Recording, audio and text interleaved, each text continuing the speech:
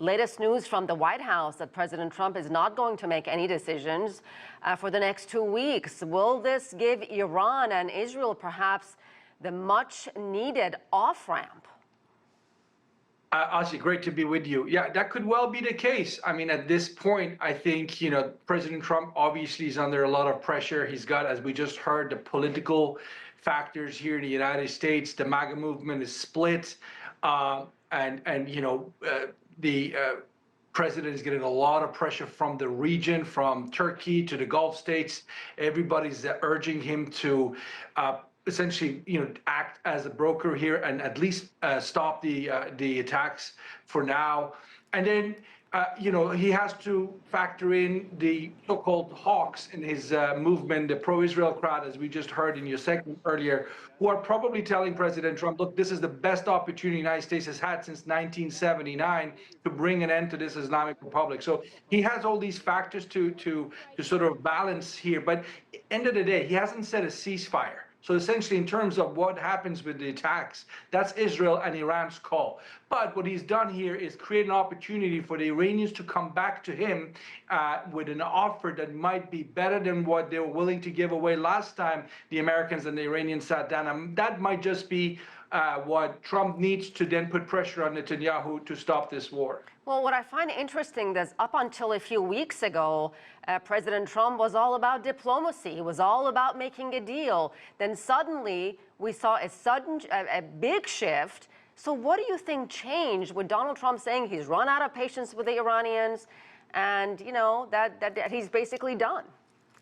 So, Asieh, I don't think actually that, these Israeli attacks on Iran came as a surprise to President Trump. I think he knew all along that this was, being planned months in advance. Presumably, as soon as he was in the White House, he knew something like this was being planned on the sidelines. Then he kind of engaged in the diplomatic track, as you pointed out. But I suspect he was disappointed. He said so in so many words. He wasn't getting what he wanted from Iran. He started off saying, no Iranian nuclear weapon. Then he switched to no enrichment. And he kind of stuck with no enrichment. For him, that was a better outcome than what President Obama got in 2015. That meant at least he got something more. And when the Iranians refused, he kind of said to the Israelis, let's see what you can do to force them. And I think that's where we are at right now. That seems to be the most plausible reason, because he has, throughout his history as a politician, been against these wars in the Middle East. So as you pointed out, for him to suddenly switch and maybe take the country to the biggest of wars the U.S. has engaged in the Middle East was a big shift. But he's obviously still hoping he's not having to go there. Are you surprised these Iranian missiles have managed to hit Israel? Obviously, most of them are being intercepted, but some are hitting the hospital that was hit today. Are you surprised? And what does that tell us about Iran's military capability, which so many experts say Iran has been weakened here? So look, I mean, again, in this situation where you have two sides, each claiming victory, there's a lot of disinformation going on from both sides.